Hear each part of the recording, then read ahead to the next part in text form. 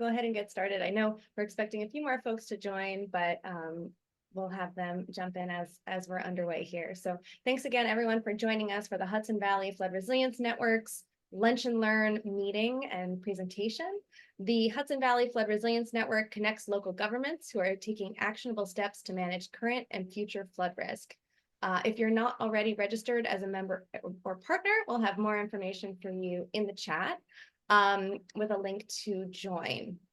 So we host through the Hudson Valley Flood Resilience Network quarterly lunch and learn meetings like this one, regular in-person meetings, and we want to thank our partners at the Hudson River Estuary Program and the New York State Water Resources Institute for supporting this important work.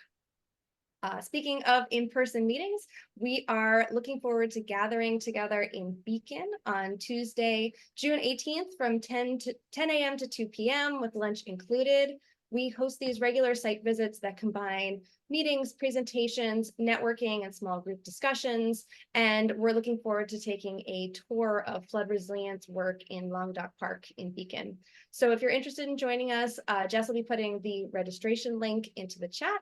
And we're going to be having, we're still working on finalizing the agenda, but a focus on flood resilience and transportation, along with communicating flood work and working with local media.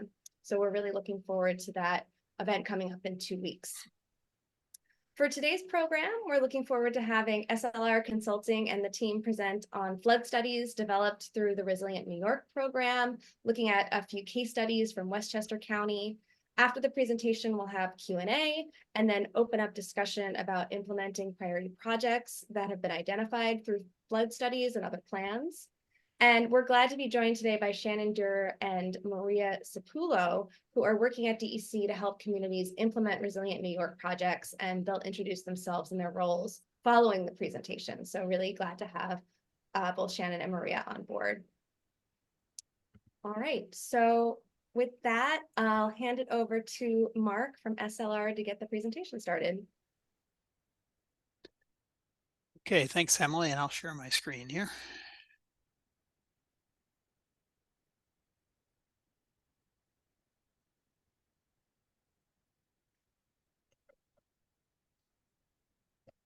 Does that look okay?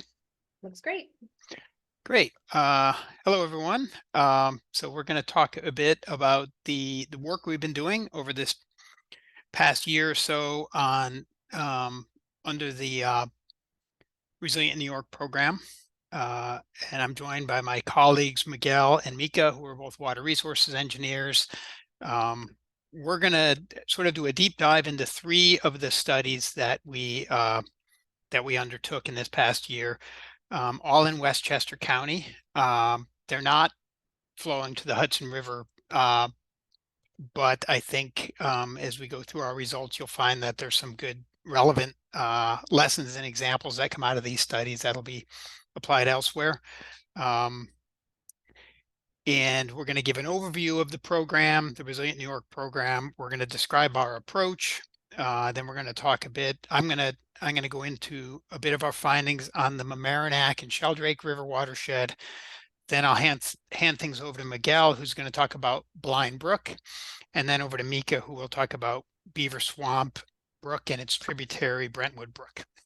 And then I'm going to try and get through that in about half an hour, as Emily said, and then we'll have time for discussion after that. So I'll jump right into our presentation here.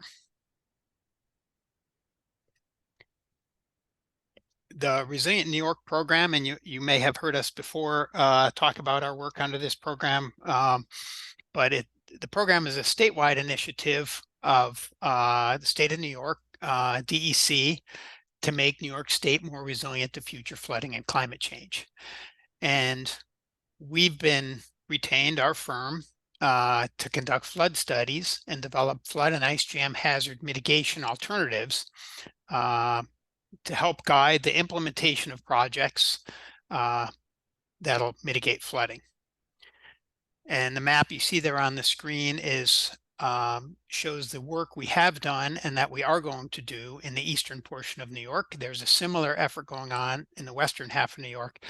And you can see on this map the green watersheds represent watersheds where we have completed studies or we have currently ongoing studies.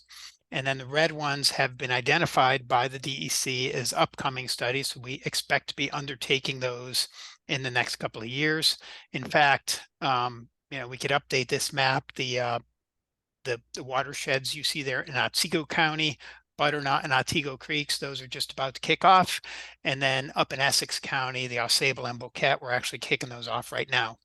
So those studies will all be underway. You also see all the green watersheds in Westchester County, some of which we'll be talking about today. The blue watersheds, those were completed prior to the Resilient New York program, but sort of became the approach that led to the formation of the Resilient New York that was all up and down the Mohawk Valley. And those studies that were done, close to 10 years ago now, have led to various projects that have gone on and been designed and implemented. So it does take some time to identify projects, get them funded, get them designed, and get them constructed, but there's some great examples there. So a little introduction to our team here. We're mostly water resources scientists and engineers. We're a large firm, but the core of our group are located here in New Paltz.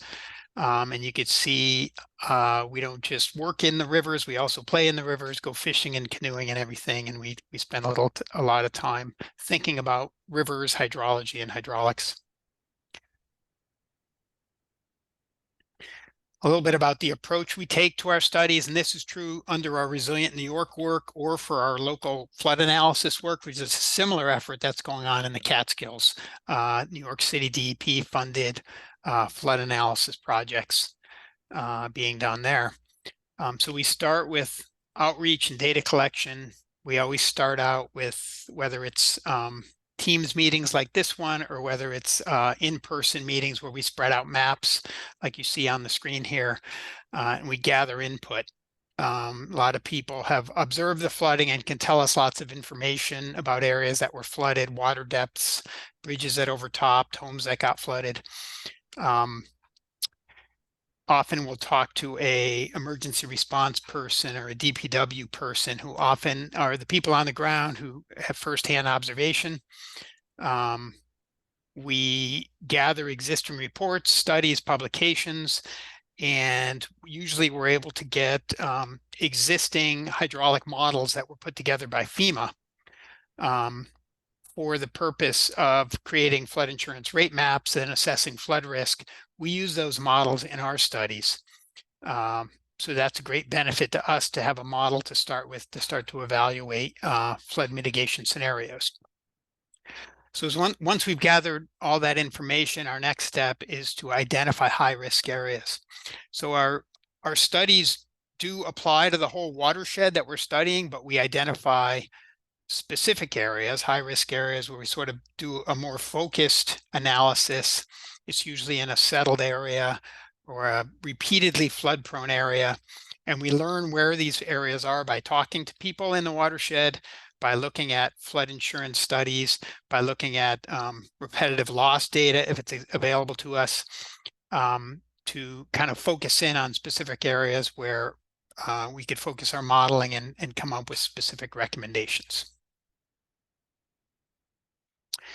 This is an example map. This is from the Minnescongo watershed in Rockland County, and you could see the watershed map and then the red areas that are high-risk areas that were identified and called out in the mapping. And that was an early step of our analysis, that we then focused in on those high-risk areas. So once we've identified those high-risk areas, and we do a lot of field assessment, that may be geomorphic assessment. It's looking at hydrology or the different flows that occur in the watershed.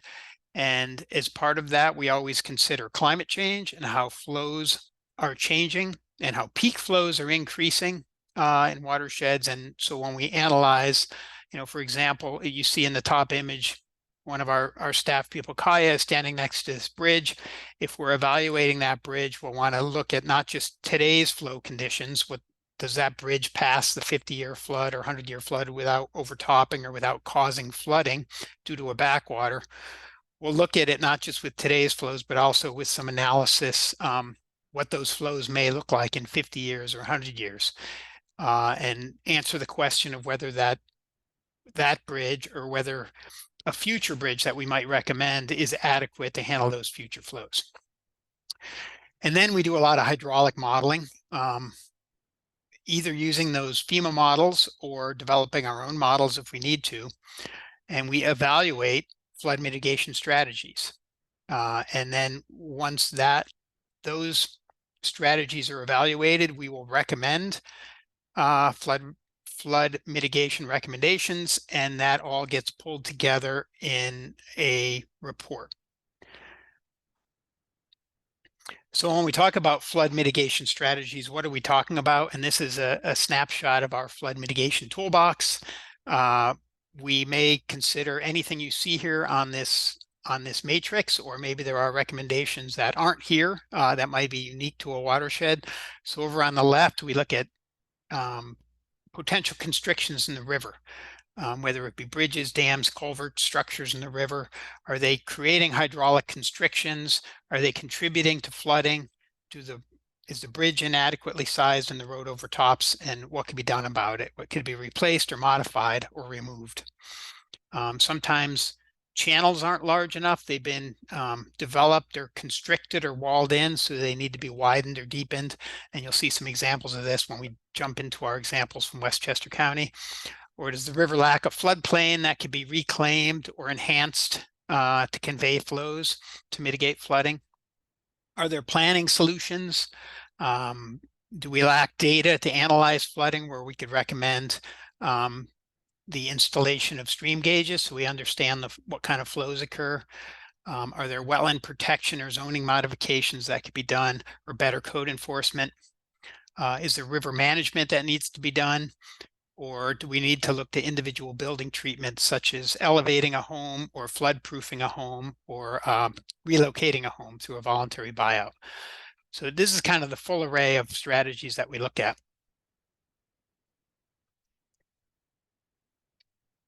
This is a map of Westchester County and the 6 different watersheds that either we've completed recently or are currently underway. And it covers most of the county, and some of it flow down into Bronx County. So I'm going to start off by talking about our work on the Mamaroneck River and spend a few minutes there. And then, as I said, I'll hand things over to my colleagues. One thing about Westchester County, and this is the map I showed earlier with the different studies we've done or are doing across Eastern New York, we see a lot of diversity in these watersheds. We work in the Adirondacks, we work in the Catskills, which are mountainous, steep, rural, gravel bed streams or cobble bed streams.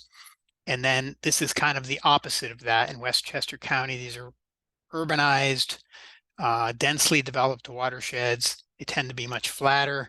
They tend to be more sand channels, not mountainous, lower energy compared to the mountainous streams. And as you can see, these are land cover for both the Hudson River watershed and the Bronx River watershed. And you can see they're very much developed watersheds. There's not a lot of forested land or natural cover. And of course, this influences not just runoff because so much of the land is developed, but also the development around the river itself. The river itself is pinched in and walled in and often isn't adequately sized to convey flood flows.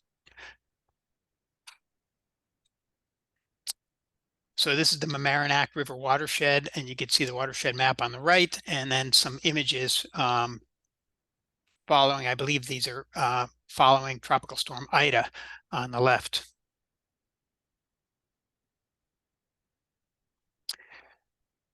So the map on the left shows the Mamaroneck River watershed and then the Sheldrake coming into it. And you could see the different high-risk areas we identified within that watershed as part of our analysis. And I'm going to talk a little bit more about high-risk area 4, which you see on the screen is the area of confluence with the Mamaroneck and Sheldrake River, and then extending up the Sheldrake River an area that's you see on the right is very densely developed and flood prone. So the Mamaroneck River, or rather the Sheldrake, comes down, crosses under I-95, flows through this densely developed area, which is partially residential and partially industrial, and flows under a series of bridges, and also takes a very sharp left turn here, almost a 90-degree turn. It pretty much is a 90-degree turn, and then flows into a park and is joined by the Mamaroneck River. One of our challenges here, we're evaluating flooding on the Sheldrake, but it's also very much influenced by flooding on the Mamaroneck. When the Mamaroneck floods, it backwaters, and then it sort of creates a constriction, the water flowing down the Sheldrake. So we had to consider not just flooding on each watercourse, but how the timing of the peaks of those two watercourses coincided. And there's improvements you can make along the Sheldrake to increase flooding, to improve flooding. But once it's backwatered by the Mamaroneck, those improvements sort of get washed out. So until you make some improvements on the Mamaroneck, you're not really going to see those benefits, at least in the larger storms. So that's kind of the complexity we're looking at in these types of watersheds, where you have confluences coming together, and a very developed confluence. So as part of our analysis, we looked at a hydraulic model of this section of channel, and we looked at each stream crossing to see whether it was adequately sized or whether it was acting as a hydraulic constriction and backing up water and contributing to flooding. We also looked at the channel itself, because the channel itself we found to be undersized and not adequate to convey flood flows. If you look at this hard bend that I described right in this area, if you were standing at this bend and looking downstream, you can see buildings on both sides. I'm sure it's a little hard to see, but you see buildings on both sides, very tightly constrained. That's this view right here. And you can see the wall and the building on both sides. You know, this is maybe 20 to 30 feet going across. So as I said, the bridges that cross the river are a hydraulic constriction, but the channel itself is not, it has no floodplain, and it simply isn't large enough to convey those flood flows. So when we get a big flood like we had in Ida, it's water cannot be conveyed through this space. It starts to leave the channel and flood out into the community and flow down streets. Any storm drainage that would normally run through the village's storm system and discharge to the Sheldrake can't do that because all the outlets are underwater. So it becomes a very complicated problem. So this is a list of the recommendations that we made in that area. We recommended channel reconstruction to make the channel larger. When we recommend resizing a channel, we consider the configuration of that channel and the amount of active channel we have versus floodplain, because the river needs to convey not just water, but also sediment and debris. So you don't want the channel to be too wide and shallow. So we create not just a channel, but a floodplain to convey those flood flows. We recommend a number of bridge replacements through that reach. And ultimately, as a long-term solution, a greenway or a floodable greenway that would follow the river there and allow for the space for that for flood flows to be conveyed downstream along the Sheldrake. That would require the relocation, the buyout and relocation of properties along the channel. And even if that were to be implemented, it wouldn't completely solve the flooding problems. You would still need flood-prone homes to be flood-proofed or elevated or relocated.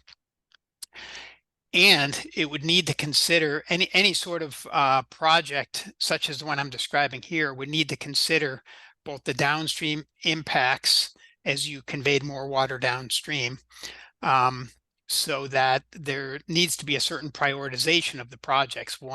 Certain projects would have to be implemented before others. So there's an important prioritization. Usually in our flood studies, especially the more complicated ones such as this, further analysis is needed and design before projects can be implemented. So here's some examples of work we're currently doing with the village of Mamaroneck that was follow-up to our initial flood study of the Mamaroneck River. We're developing some more detailed cost opinions for some of the things we recommended. We're taking a closer look at individual properties and whether it would make sense to relocate them or elevate them or floodproof on it. So it differs depending on the depth of flooding, how frequently they get flooded, and what type of building and how large it is, and whether it's commercial or a residential building. And then we're looking at some storm drainage scenarios. Are there improvements that can be made to improve stormwater conveyance as well as the riverine flooding? So I tried to get through all that pretty quickly. Hopefully that was clear. So that was the Mamaroneck River. And next I'm going to turn things over to Miguel, who's going to talk a bit about Blind Brook. Yeah, so this is on the left, we have a figure of the Blind Brook watershed. It mostly drains Westchester County. It's about 12 square miles. There is a portion of Eastern Connecticut that is also within the watershed boundaries. It generally flows from north to south and outlets to the Long Island Sound. And this study was completed back in September of 2022. And as you can see on the left figure, we identified 6 high-risk areas. In the next slides, I'll basically cover high-risk area 3, which is on the Blind Brook. So high-risk area 3, on the right, we have a aerial overview map of the high-risk area. The river is flowing from north to south on this photo, so from top to bottom of the page, and there's this residential neighborhood at the center of the map that is very prone to flooding. There was a lot of repetitive loss information in this area of the Blind Brook, and there were some crossings as well that were found to be undersized and contribute to flooding of this neighborhood. So we have Purchase Street on the north, then going downstream, Highland Road Avenue crosses Blind Brook, just south of this flood-prone neighborhood, and then most notably this Metro North Railroad and New York State I-95 bridge at the very bottom of this figure. So the next slide shows that Metro North and I-95 crossing. It essentially is this tunnel. The Metro North line has been in operation since the late 1840s. And then sometime 100 years later, in the 1950s, when the I-95 highway was constructed, the tunnel was basically expanded 110 feet or so to the north. And you can see from this photo, the embankments, it's pretty high up. In our study, we noticed that the crossing doesn't overtop necessarily, or roadway overtopping doesn't happen, but excuse me, because of the size of the tunnel, it does create, and the embankment as well, it creates this backwater that is responsible for flooding of that upstream neighborhood. And basically, in the next slide, we have a longitudinal profile of HRA3. So this is showing elevation data on the y-axis, and then river feet on the x-axis. On the black line represents the channel bottom through this section of the Blind Brook, and then in gray we have some of the crossings that were highlighted in the previous figure. So we have the MTA I-95 bridge all the way to the left, and then as you move upstream to the right, we have Highland Avenue Purchase and some other crossings. And basically what we're showing here is various modeled scenarios. We have in different colors the 100-year flood under these various scenarios. The red line, the solid red line, is basically showing existing conditions with that MTA I-95 bridge in place, versus the blue line, which would be if you were to replace that structure with a 60-foot span bridge. So that shows a reduction immediately upstream of the bridge of 6 feet. And that basically carries upstream for over a mile before it diminishes. So this is basically showing us that this bridge is a big contributor to flooding upstream of that neighborhood, that upstream, and then also a lot of the roads. Excuse me. Something also important to note on this figure is that once you alleviate the flooding that is caused by the MTA I-95 bridge, then you go upstream and you can see that the Highland Avenue Bridge just upstream then becomes the next constriction to flood flows. And if you compare the blue line and the yellow line, it's basically showing additional reductions that you would gain from upsizing that Highland Avenue Bridge following a replacement bridge at the I-95. Excuse me. So in the next figure, we basically just show what that would look like if you were to upsize this bridge. It would be quite the undertaking. These are very heavily traveled and commuter lanes and roads, and it would require quite a bit of effort. But this is ultimately the recommendation that we made in a report. And also due to the impounding nature that the existing structure has, there would be consequences downstream. Flows would be increased and potentially making flooding worse. But in a report, we outlined that there are other potential solutions to mitigate and offset the increase in flows. And I think that's mostly it for Blind Brook. Yeah, so then our third example is in the Beaver Swamp Brook watershed.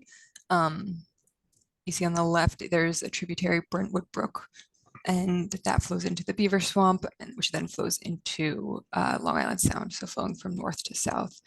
And we're gonna be looking at HRA 5, which is in the village and town of Harrison. And the next slide shows this is the Google Maps picture of where the Brentwood Brook is in this neighborhood. To the north is Route 95, and to the south there is a railway as well.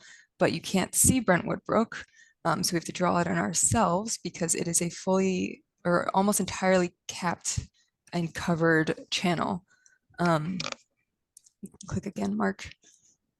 Thanks. So here on the right, we have our mapping of it, and it's the gray blocks are where the channel is about a 10-foot channel that's capped.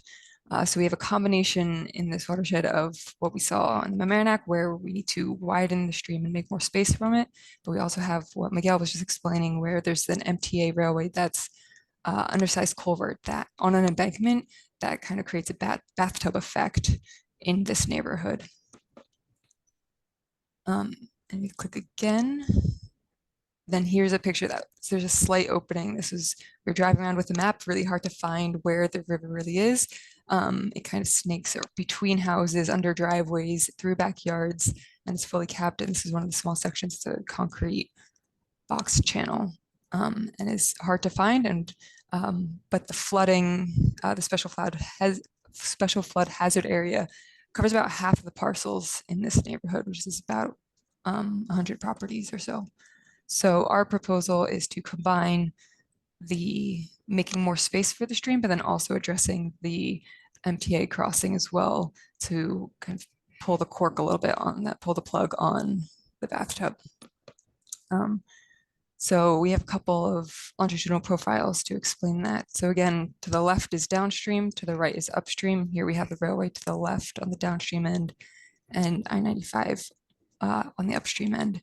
And the green line is current, this is for a 10-year storm, and the green line is existing conditions. So you see pretty high floodwaters backing up behind the railway. So if we were to just do the channel proposal, so daylight the channel, open up and create a appropriately sized channel with some floodplain on each side, we'd get the blue line, which is pretty substantial improvement of a couple of feet reduction in floodwater through the whole neighborhood. If we were to just address the railway, then and just change that culvert, you see the red line, and basically the downstream section of the culvert would be not overtopped, but upstream would be overtopped. So it's a little bit of a modeling funkiness, which is why you get that vertical red line, that big jump. But in practice, you'd have still some flooding throughout the neighborhood.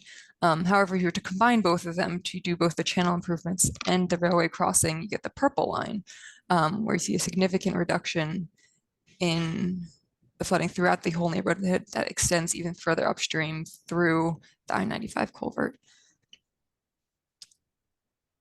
And so then if we look at the 50-year flood, so increase the flows, now you can't even see the green line's right behind the blue line.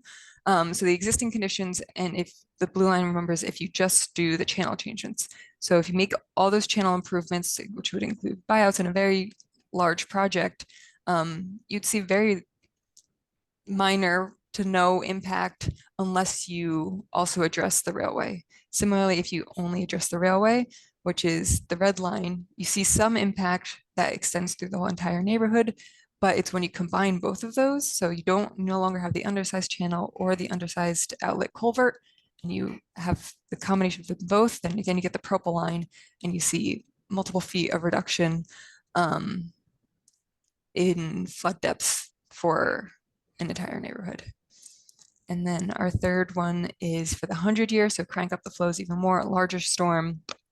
Similarly, the existing conditions is kind of covered by the proposed channel improvement line. So blue and green are blocking each other. So you really, again, see that it's the combination of doing the channel improvements and the railway improvements to get that purple line, those improvements and in reduction in flooding. It's not necessarily going to solve all the flooding, and there's some nuance of where exactly the channel goes, how wide you can make in certain sections, but it shows a lot of promise and a lot of just a lot of improvement in flood resiliency in this neighborhood, but it would involve a very large project. Not to mention there's also a neighborhood downstream that has a similar channel right now, and by opening up that railway culvert, you're increasing flows downstream. So part of our proposal is addressing the neighborhood downstream first and starting downstream and working the way upstream. Again, it's a large undertaking, but you can see what the improvements could be and really protect a lot of, reduce a lot of flooding in the area. I think, Mark, do you want to wrap it up for us? You are muted. Thank you. There you go. Yeah, a little bit of a summary of what we just heard. So, and this is true of many of the analyses that we do. So first is the accounting for climate change in our flows. Very important. We did a separate from this effort. We recently did a study in Hunter and using rainfall intensity duration curves from Cornell and plugging them into our models. And what we found that, looking at the forward to the end of this century, so like in the 2070 to 2100, we could expect about a 13% increase in rainfall. And that converts to, in the 100-year, 24-hour duration rainfall, that's about an inch of rain. And an inch of extra rain added on top of a 100-year rain event is a lot different than just an inch of rain, because wetlands, reservoirs are already full, the soil is saturated, so that entire inch of water runs off. So we found that extra inch, at least in Hunter, converted to about a 22% increase in peak stream flow and over a foot of increased flooding depth. So very important to take that into account as we do our analysis. Westchester, in the studies we shared with you, Westchester County, the watersheds are densely developed. The channels are undersized and lack floodplains, and numerous road and railroad crossings are hydraulically undersized. we found in all three examples that we gave that space must be made for the rivers. Sometimes uncorking some of these hydraulic constrictions result in downstream increases in peak flow. So careful project prioritization is required, usually starting at the downstream end. And mostly, I think this is the biggest take home, is these are large, complicated, multi-phase projects that are required to solve these problems. There are not simple solutions here. And it's many over 100 years, like in the example that Miguel gave for on Blind Brook. There's crossings that are over 100 years old, and there's sections of channel that have gradually over time been walled in, and it's going to take the same sort of effort to undo these problems. There's not a quick solution, but the problems are solvable. But it's just going to take a large investment and careful planning, and that our Resilient New York studies are often the first step to provide guidance and prioritization, but certain further analysis and design are going to be required for each of these recommendations that we make. And thank you, everyone. I think we're done with our presentation, so I guess we could turn things over to Emily. Great. Thanks so much for the presentation. I think your closing is a perfect segue for us to talk a little bit about what happens next, when these flood studies are completed, and how do the projects go from that planning into the implementation stage. So I'd like to invite Shannon and Maria to just give a quick introduction on their roles and what they can do to support. Sure thing. Maria, did you want to go first, or would you like me to jump in? I can start. So, hello everybody. My name is Maria Sapulo. I work in the central office in Albany with the New York State DEC. I am an environmental program specialist focused directly on the Resilient New York Streams program. Right now, the main goals of my position is to actually field questions and direct them to the right person, kind of facilitate those conversations. Point you in the right direction. And I'm also involved with engaging the communities that maybe aren't aware that the program exists. And as the funding application opens up, which there is a supplemental application that is, the goal is to open up this fall, specifically for flood resiliency projects. So I will be helping facilitate that as time moves forward. All right. And I'm Shannon Dewar. I am actually DEC Office of Climate Change and also Water Resources Institute. And the focus of my position is to assist with the implementation of the ecosystem-based adaptations recommendations that appear in the Resilient New York reports. And so that's things like flood benches, stream bank restorations, dam removals, things like that. And the role that I'm playing and the program that I'm helping to build is to connect communities that are interested in undertaking some of these projects with the resources that they need to do that. So that's helping guide them to funding opportunities, to technical support, and also helping communities to engage their residents to find out what it is that that local priorities are, and to allow community residents and organizations to have a say in how these projects are implemented and what it is that they're going to look like when they're done.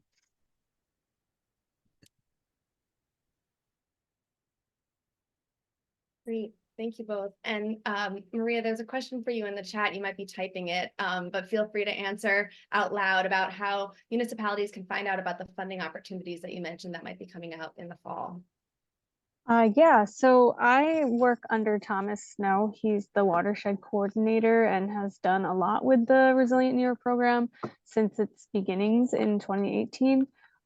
So right now, it's kind of in the in-between stage. The applications for that is set to be announced in the fall. I'm not quite sure right now what that announcement is going to look like. But, Emily, as the director of the Alliance, I will definitely be reaching out to you when that does happen. And I imagine that would be a pretty good communication tree that you'll hear from Emily when that sort of thing comes through. Absolutely. Yeah, we'll spread the word for sure. All right, so with that, oh, great. So if you have a question, feel free to use the hand raise function, and you can unmute yourself and ask it in real time. But I see we got a question from Steve, who's on the town board in New Lebanon, in the northeast corner of Columbia County. And on the map that SLR showed, they're in the pink area that has an upcoming study planned. When might that start? I could try and answer that, and then maybe Maria or Shannon could chime in. It's on our map. It's been identified as a water course that we are going to study. It's not on our short list right now, so I couldn't give you a specific date. I also know that one of the challenges there, and I didn't really get into this in my overview, is we don't have FEMA HEC-RAS hydraulic models for that watershed. There was antiquated HEC2 models, which was a modeling approach that was used. I think it ended in the 1980s.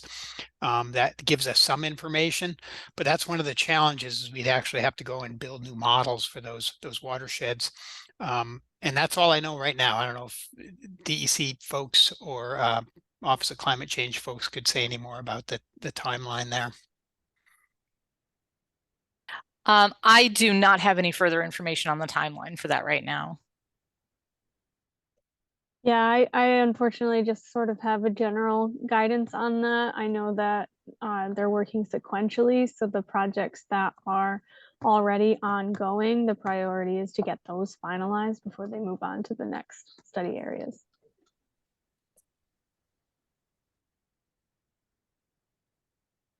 And I want to underscore what Mark said too, that this is for all of Columbia County, that the floodplain maps are this antiquated approach from the 1980s. Did I get that right? I know in some of the watershed planning work we've been doing in Columbia County, we've bumped up against this as well. And it seems like a huge gap in terms of the region to have that information about flood risk from FEMA and making sure it's up to date. So this might be a conversation that we continue offline, but I'd be really interested in figuring out what we can do either as the Flood Resilience Network or some of the partners that are on the call to get those updated models so that towns like New Lebanon can get era appropriate flood studies that they're on the list for. Yeah, that's really important in a lot of places, not just the hydraulic modeling is the modeling of the river, and that's where we get our maps, but there's also hydrology that goes into those. And what we find is often the hydrologic studies are from the 70s or the 80s. Even if you get an updated flood insurance study, it doesn't necessarily mean, or it often does not mean, that there's updated modeling or updated hydrology. So even with a new flood insurance study, you might be having hydrology from the 70s.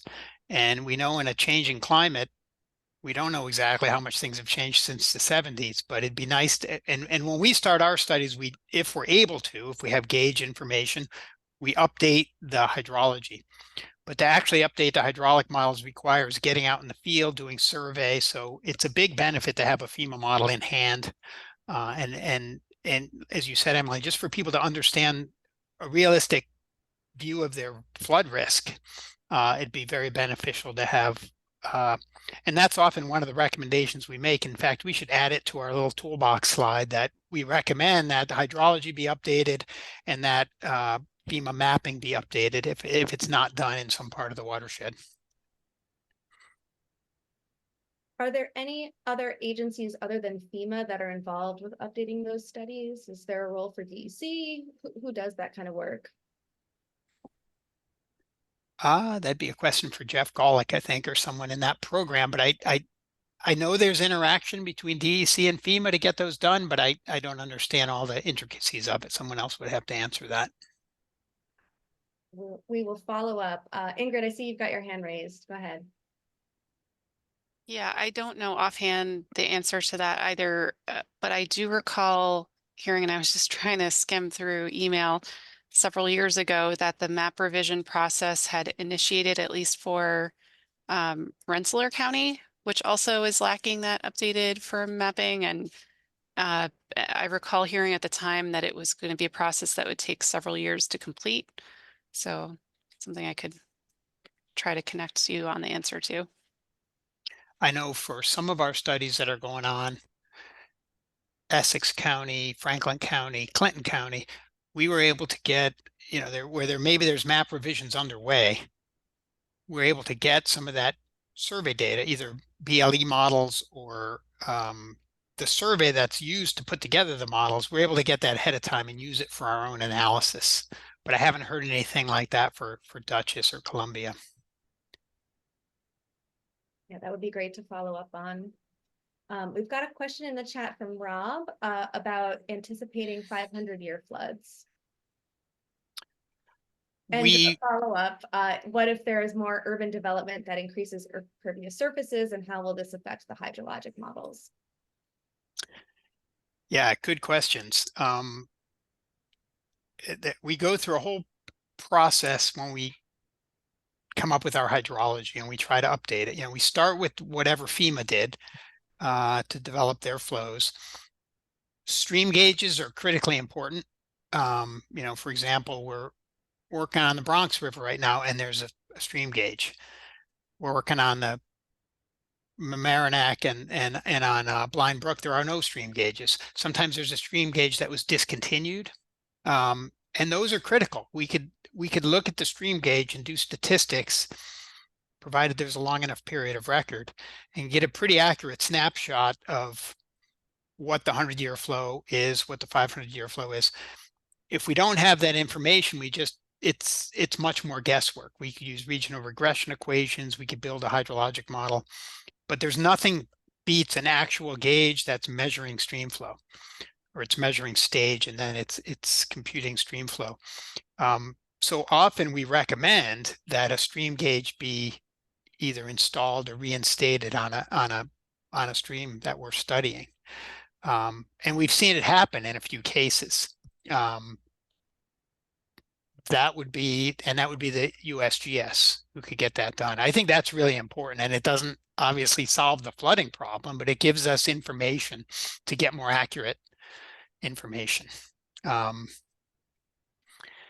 And when someone asked about the development in the watershed, as the watershed's developed, there's more runoff, and that's reflected in the stream flow, and it gets measured at the gauge. Whereas any other approach like regional regression equations aren't necessarily, you know, they're not going to account for that development in the watershed. So that's hydrology itself is complicated. There's a lot to talk about there, but it's hard to work without information, which we get from the stream gauges. Yeah, Jess. Thank you. I'm wondering, so the SLR team, you guys have been doing these flood studies for a while, and I'm wondering if you've seen other communities start implementing some of the recommendations, and if you have any insights of kind of how they got there, or, you know, any success stories in that sense. Yeah, there are success stories. I think the best examples I find are from that. It didn't come out of Resilient New York, although there are success stories there. They're for the studies that we did following the summer of 2013 floods up and down the Mohawk Valley. We were hired to do flood analysis, very similar to Resilient New York, and it became the model for the Resilient New York program. That was about 10 years ago. And in those communities, there's been projects that have gone forward, been designed, further evaluated, designed, and constructed. It takes time, and it takes a very willing and engaged community. It takes funding, multiple sources of funding. In the cases up there, there was a regional planning agency that was very much involved and sort of spearheaded a lot of the work. There were multiple rounds of funding.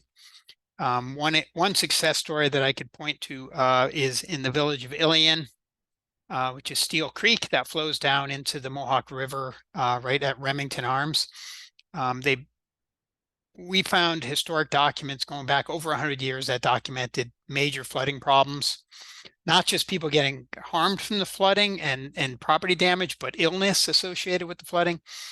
And our analysis showed similar to what we described in Westchester County. The channel was undersized. There was a undersized bridges. There was a dam that was driving the flooding, where material had sort of built up behind the dam, raised the whole channel bed. There was no floodplain. The channel was walled in. We did our analysis. We identified the problem.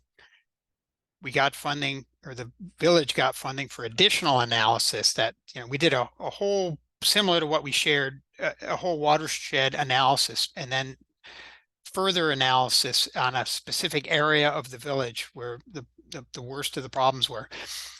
Then the project was designed, the dam was removed, one of the streets were removed, and a section of street, there was a number of flood buyouts by FEMA.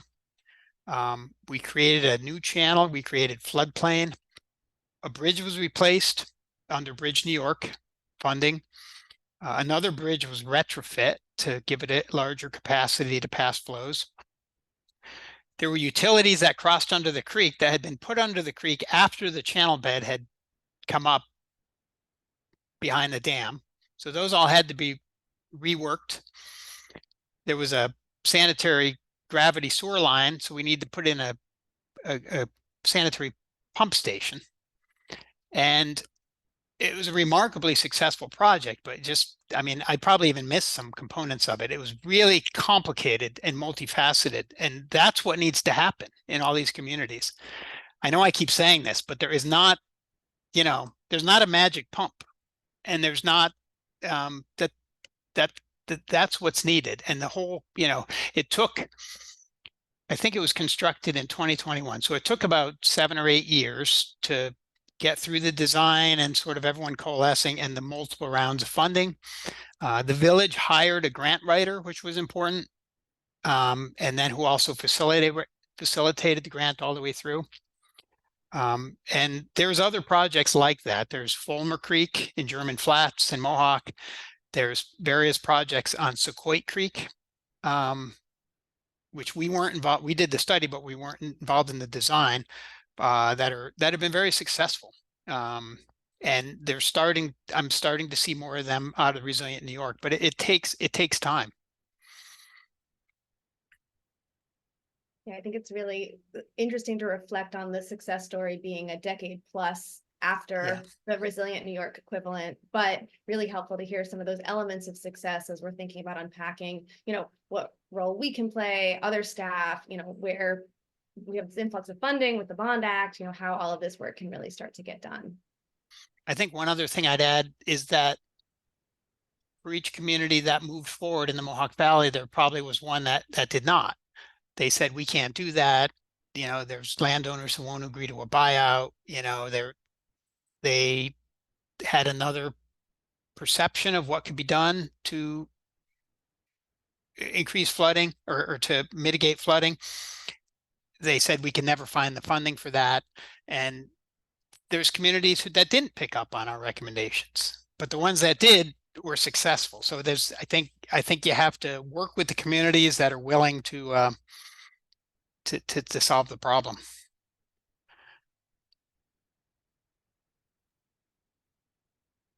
Any other questions or comments? Yeah, Shannon. I was just going to say, speaking to Mark's point, that's, I think, sort of the role that Maria and I are hoping to play, is for those communities that feel like there are barriers to entry for getting projects done, that we can help uncover resources that can make those projects more approachable. So for anyone here who is thinking about maybe undertaking a project, or who's already part of a Resilient New York community or has been identified for for future engineering, feel free to reach out and let us know the types of things that you might need, because we are we're all ears. We're open to finding out what it is that that some of those barriers are, so that we can help you overcome them.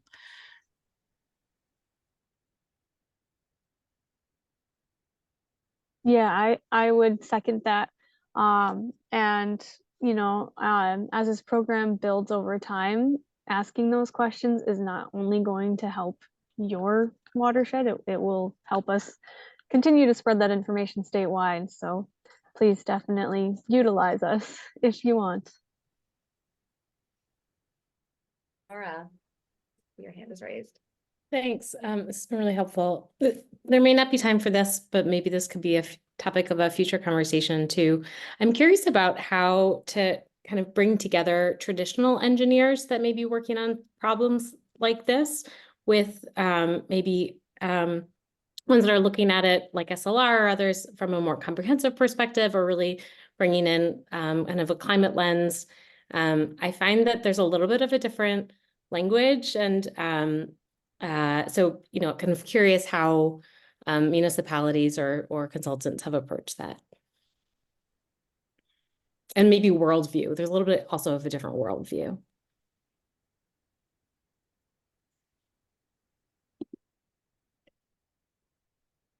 Who do you want to handle that, Emily? Who wants to take it?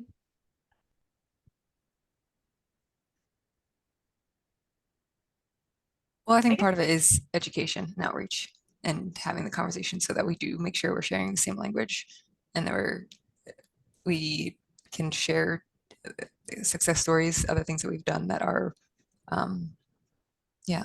One thing we talk about a lot is this is a resilient New York program. So we're looking for resiliency, not just how to cap, cover, move water away. We see some of these concrete channels, like we're looking for a resilient, robust system that won't require consistent maintenance for, you know, having to dredge regularly, things like that. So not to say we can always tick all those boxes, but in general, that's what we're aiming for. I think also, I know I said this several, you know, these aren't easy solutions. People want simple, quick solutions to these flooding problems. And I'm very sympathetic. Like, we talk to a lot of people who are traumatized by flooding, and they want something to be done now. And it's hard to tell people that there isn't a simple solution, that they need to, you know, the village or whoever has to come up with multi-million dollars, and that these projects are going to take 10 years and many agencies has to permit them. That's not what people want to hear. So I think, you know, if you ask enough people, if you ask enough consultants, one of them is willing to come and tell you and propose a simple solution. It's just not going to work. So I don't know. That's I think part of it. It's people don't want to hear what the news that we're giving them. Yeah, and I think this is something we can continue to unpack through the Flood Resilience Network, thinking about all of the municipalities who are part of the network, who have such rich experience with many of these projects already, and the consulting firms that we have as Flood Resilience Network partners as well. So there may be some, you know, strategies or cross-pollination. I wanted to mention too that the Flood Resilience Network has been starting to implement working groups that are working on considering opportunities for funding for municipalities and ways that the Flood Resilience Network can help municipalities. We've brainstormed a lot of different things, and I think this conversation is helping us think even more about what some of those barriers might be. So we've got our work cut out for us, and I want to be sensitive to time. So with that, we're going to close today's session. Thank you so much to everyone for coming to the Lunch and Learn. A reminder that we have our Beacon site visit coming up in 2 weeks. Please join us if you're available. We're really looking forward to another round of great conversation, presentation, and a tour of Long Dock Park. So thanks again so much. I have some slides from Shannon and Maria that I'll share for reference that include their contact information for follow-up. And we're looking forward to continuing the conversation. So thanks everyone for spending your lunch break with us. Thanks you, everybody. Everyone. Mary, I saw your question. We'll have to talk tonight at the Wave Maker. Good idea. There you go. Yeah, see many of you this evening at the Falcon. All right, take care. Bye-bye.